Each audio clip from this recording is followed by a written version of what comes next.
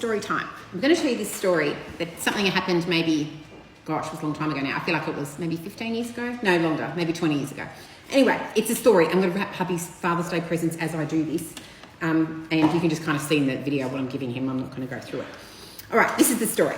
So my parents over time have had many different careers, right? Came to Australia with nothing as immigrants and kind of dabbled in lots of different businesses.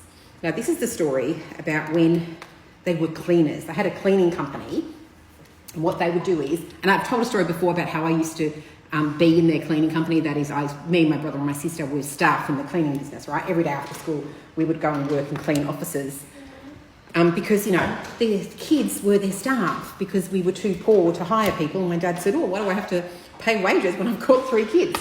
Because my younger sister wasn't born yet. So, as part of this company, we used to clean, right? And through cleaning, first my dad started with one office block. There's a company called Bayer, which makes like pesticides and herbicides and things. And they had this factory. No, it was an office block and they had factories too, but whatever, out in Wyong. So every day after school, we'd go and clean. Now, my dad used to say that he would, over time, accumulate things. Like, as in, we get one contract, and then if we do a really good job, then we'll get more contracts. My dad's really talkative and charming, and he managed to do that. So we started off with one cleaning company, one cleaning premises, and then he got several more, just because of his charm and whatever, we were doing a good job. So one of the jobs he got was to be a cleaner at the Supercentre in Tuggerah. So remember, this is like a really small cleaning company, and my dad got a contract for the Supercentre in Tuggerah. So he would then, every day, this was his job, go with his little broom and walk around and clean, and he loved it. And my mum as well, and that's what they did. They cleaned the Supercentre for a very long time. Now, over time, my dad wasn't satisfied with just having the contract for the cleaning company. He also wanted to get the individual shops as their cleaners. So over time, he became friends with a lot of the shop owners, and they would hire him to be their cleaner as well. So my mum and dad would clean individual shops. Now, the shops there were very swish, and my mum like Odds Design and Nick Scarley and, you know, those sorts of shops, homewares shops as well. And my mum used to look at the stuff in there thinking, wow, look at this beautiful furniture, look at these wonderful homewares. So my dad struck a deal with Nick Scarley to clean their premises. And remember, this is a long time ago.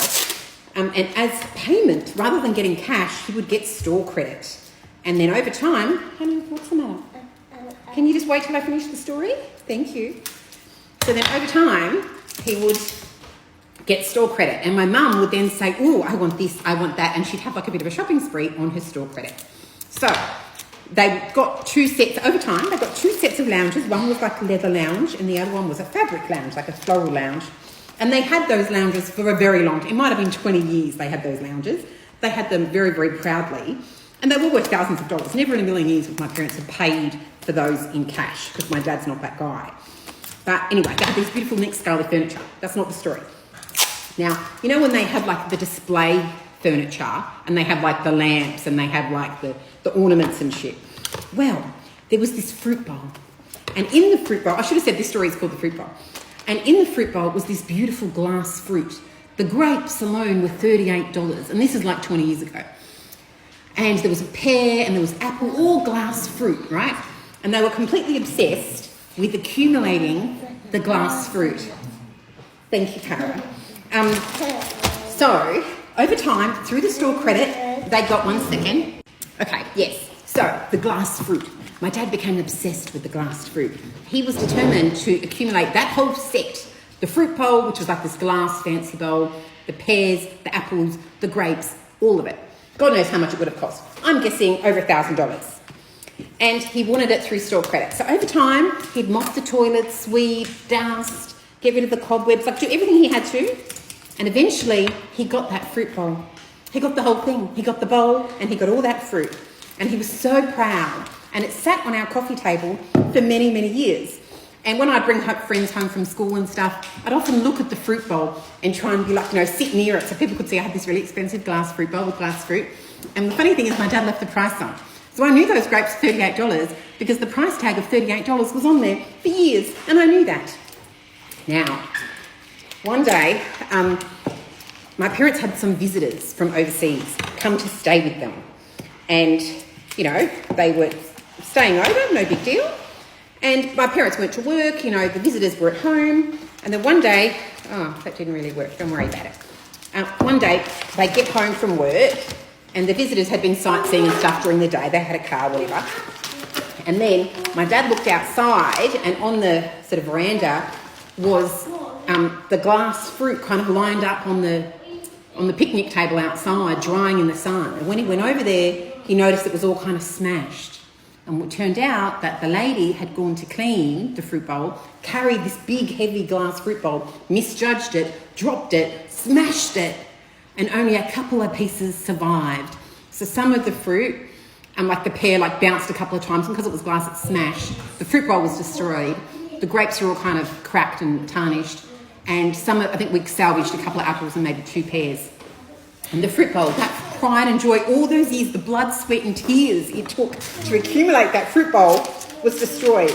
And, you know, they were guests, right? So you couldn't really say anything, explain the history of that fruit bowl and what it meant to my parents. We all knew what it meant, and they were so upset.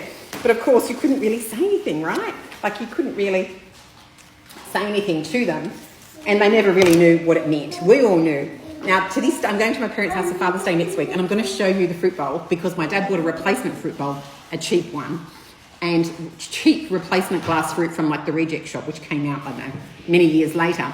But the salvage fruit that he managed to get still has holes in them, and he still has those. I think there's 2 pears, maybe even the grapes. That sticker, the $38 sticker on the grapes, might still be there because, as I said, he didn't want to throw them out because we knew what it meant. That fruit bowl was destroyed. Anyway, when I'm at my parents next week, I'll show you that fruit bowl. That's the end of the story. All right, I'm going to keep going. This was the Money Grows on Trees t-shirt, which, as I said, would have been great for my dad, but they didn't have his size, so I'm giving it to hubby instead. I'm not great at wrapping presents, do I care? Not really. Don't worry about it. Let me find the end.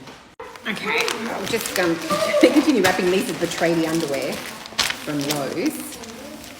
Now, my parents had that contract at the Tuggerah Supercentre for many, many years. My dad loved that job. Eventually, he lost the contract, but he did get lots and lots of other big sort of lucrative contracts. I remember he got the cinema in Erina.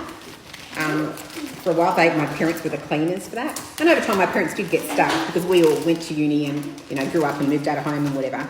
So, he did get stuff. But anyway, and they're not in the cleaning game anymore. I think my dad still has a cleaning contract, to be honest.